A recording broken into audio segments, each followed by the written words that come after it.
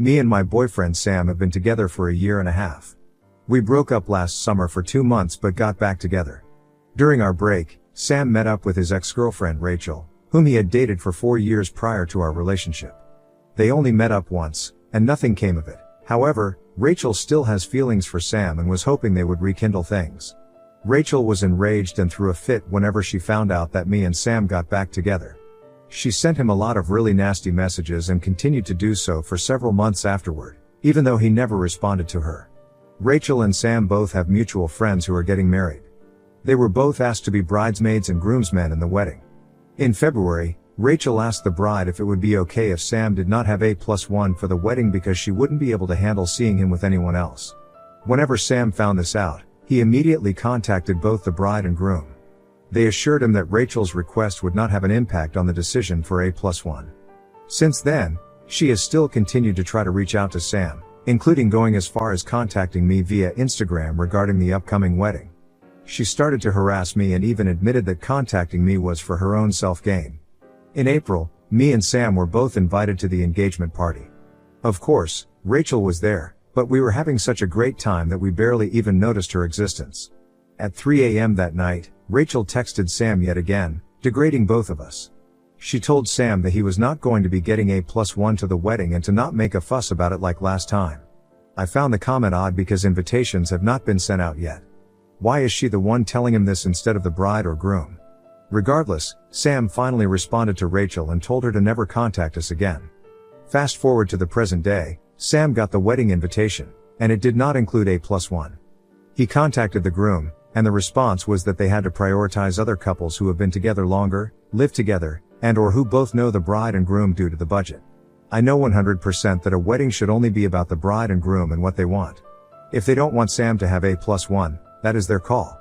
I'm not entirely convinced that Rachel did not have a part in the decision. She is a lot closer to the bride than Sam is to the groom. So Ida for asking my boyfriend not to go to the wedding without me?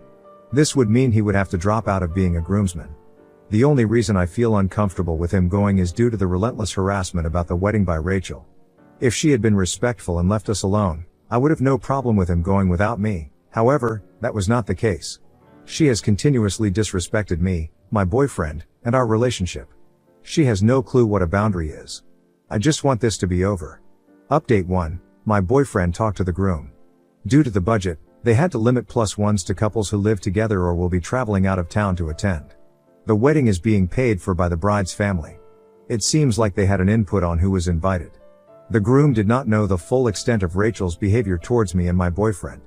The groom was also surprised to hear Rachel told my BF in April he would not be getting A+1, as they had not decided at that time.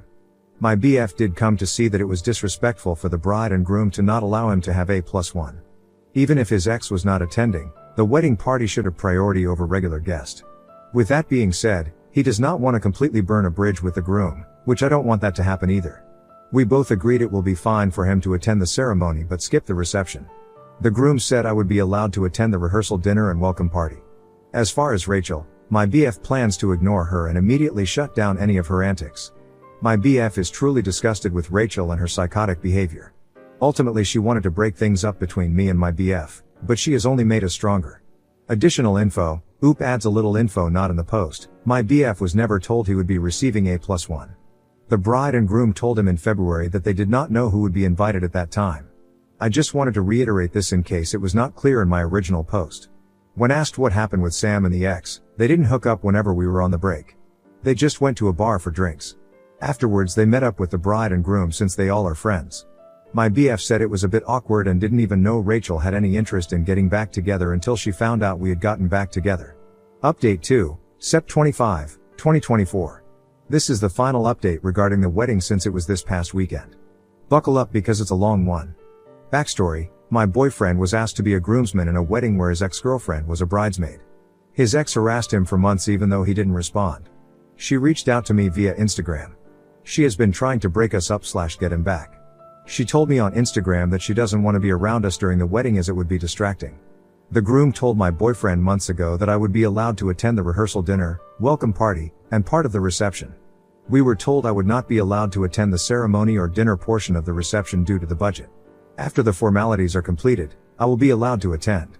A week before the wedding, The groom invited my boyfriend to brunch on Sunday, the day after the wedding. He said it was going to be a super casual thing. I, however, was not invited to this brunch. My boyfriend reassured me he would not be attending without me. During the wedding rehearsal, my boyfriend decided to double check with the groom about me coming to the rehearsal dinner. Turns out, I had been uninvited from the dinner. We were informed of this 30 minutes before the start. The groom told my boyfriend I did not have a seat, but he would love to have me at the welcome party afterward. My boyfriend skipped the rehearsal dinner. We ended up going to a local bar until the welcome party started. Once we got to the welcome party, the groom came up to me and apologized for the politics. He told me he was happy I was there and looked forward to having me at the reception tomorrow. 2 people commented on us missing the rehearsal dinner, but I just changed the subject. After the welcome party ended, we all rallied to a bar close by. I was standing at the bar talking to one of the guests when the bride inputted herself into our conversation. The bride would only look at and talk to the other girl, even though I was adding input into the conversation. It was just like the interview Kirsty Flaw did with Blake Lively. I felt so uncomfortable that I ended up walking away. The next day before the wedding, I met up for brunch with the girl. She informed me that as soon as I walked away, the bride started talking SHT about me. The bride told her I was originally invited to the wedding, but that Rachel, my boyfriend's ex, said she would not be able to handle it. So I was uninvited from the wedding. The girl said it seemed like the bride was trying to get her to not be friends with me and to exclude me. She said it seemed like the bride was trying to get her to take Rachel's side as well. The bride admitted she was being petty but that she didn't care. Mind you, I had just met this girl, and we were just casually chatting at the bar. Why the bride wanted to focus on causing drama and excluding me the night before her wedding is beyond me. Like girl, focus on getting married. Around 8 p.m. is when all the formalities were finished, and I was able to attend. I'm not going to lie, dancing with my boyfriend in front of his ex-girlfriend felt extremely good. I swear we did not do it on purpose, but wherever his ex went, we were always right there. She could not avoid us even if she tried. At one point, the bride and groom were in the center dancing. I was directly across from his ex in her line of sight. She completely turned her back just so that she couldn't see me, even though everyone else was facing forward. The only people who would talk to us were the other groomsmen and their dates. We ended up telling several of them the full story because they had no idea. So the whole night felt like sweet revenge. I will say many times the groom came up to me and said he was happy I was there. Whether he meant it or it was performative, I have no idea. I also don't care at this point. The only reason my boyfriend did not drop out of the wedding was because we were told I was not invited due to the budget. We were assured several times that it had nothing to do with his ex.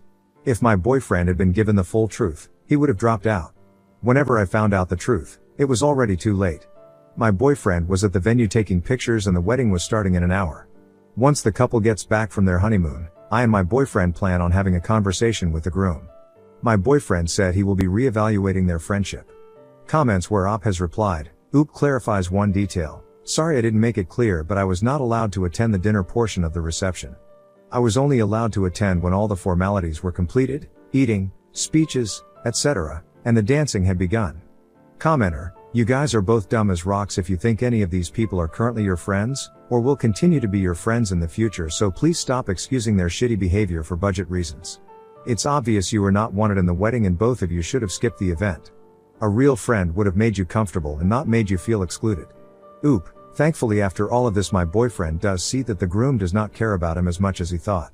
Greedy_Phyllis for 25. Sounds like you have an amazing, supportive boyfriend. So refreshing to hear a man sticking with his partner through the nonsense.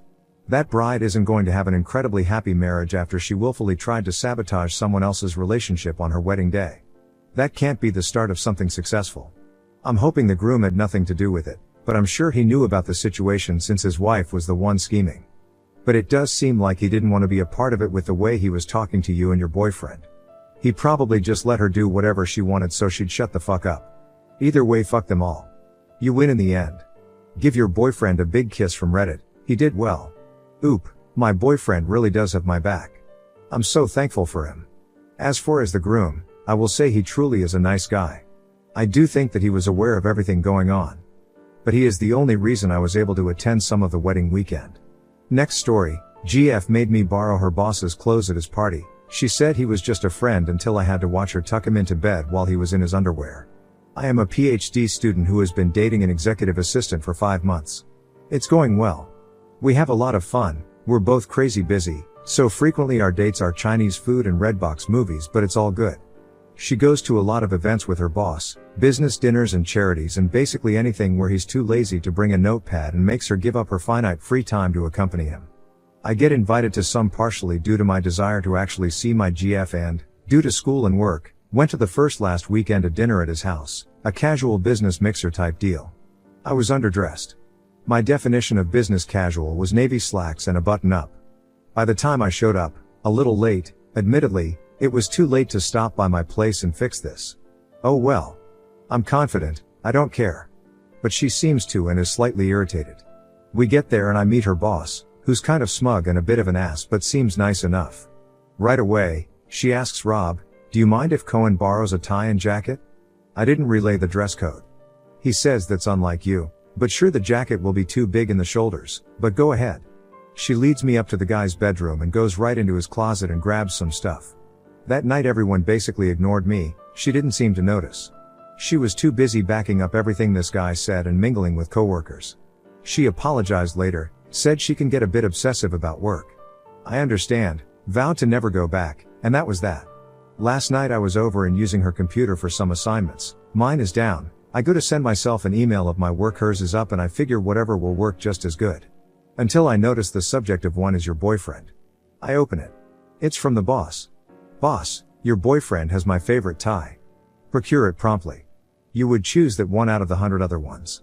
Wench. GF, it is already back in your closet. I can't help it, he looks nice and red tongue. What did you think of him anyways? Approve? Boss, he looked like a little kid playing dress up in my clothes. But in all seriousness, he is a little kid. He's still in school and in an immature place. He's not husband material. You want kids and a house in a couple of years. Date someone who can give you that. Date a man. GF, thanks for being honest. I value your opinion. Husbands aren't exactly growing on trees though." That was the last. I left soon after and haven't talked to her about it. I feel completely disrespected. At the same time, I read her email, which is a no-no. How should I approach this? Update 1, I followed the advice, some of the advice, and told her how I stumbled across it and all that jazz. She was upset I read her work emails, but understood why I wasn't happy with what I saw. She explained that her boss is more than a boss, he's also a friend, and collectively they've been through a lot together.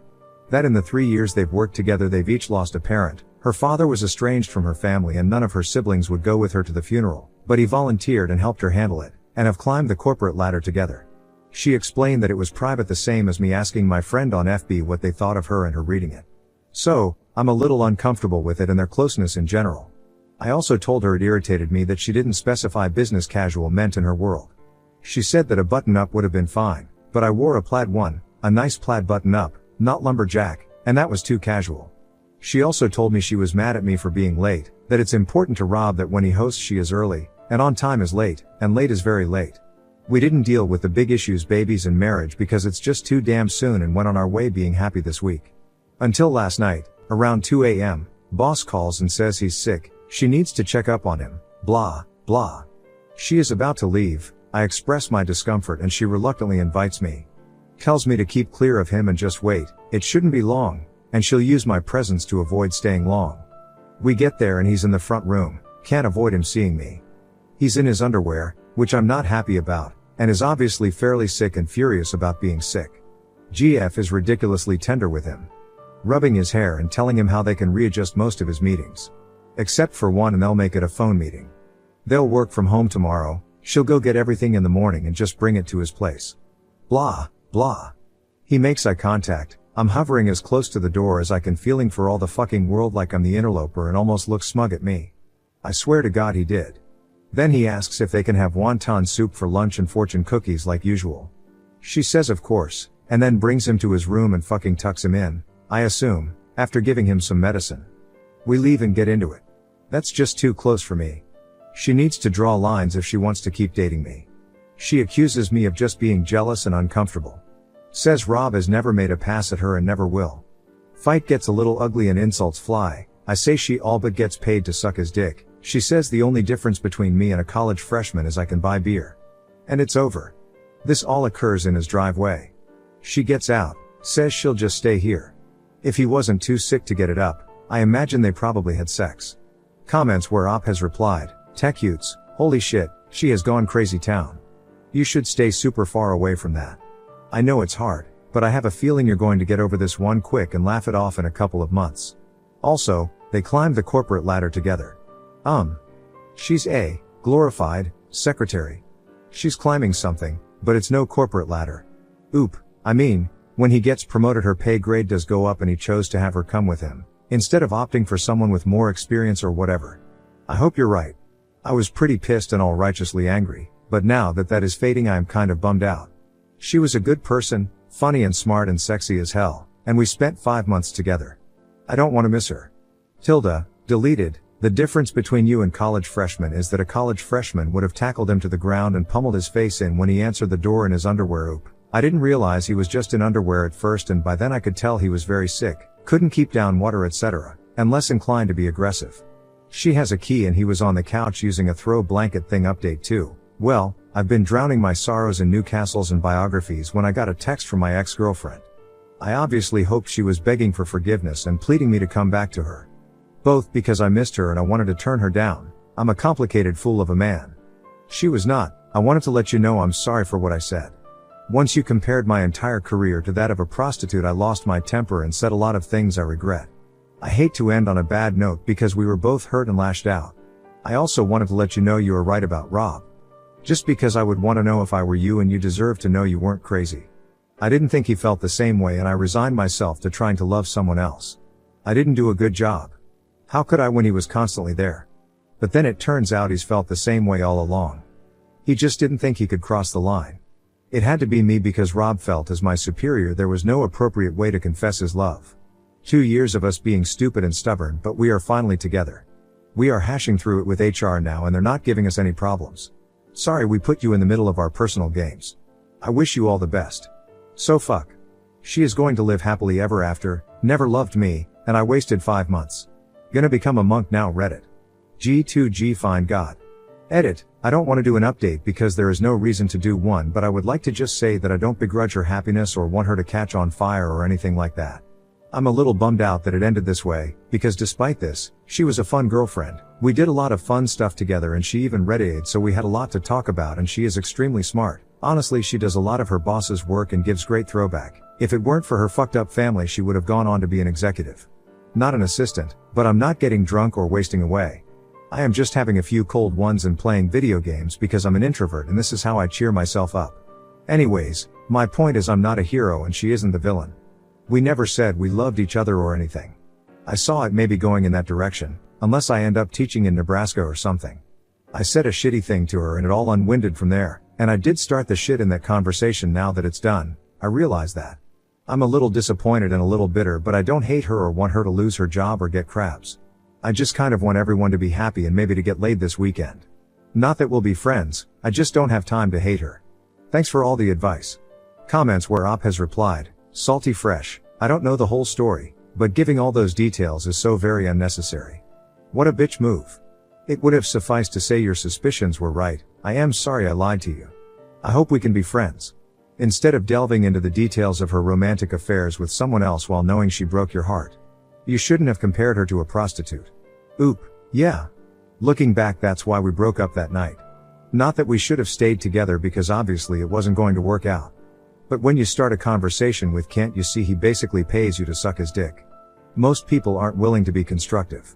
And that's when she said shitty things and I said shitty things, and she decided she would rather not drive home with me and decided to stay there. And they talked and decided they were in love, or whatever the kids call it. So, it was a pretty spiraled fucked up night. And I was still angry when I wrote my last update, which might be a tad biased.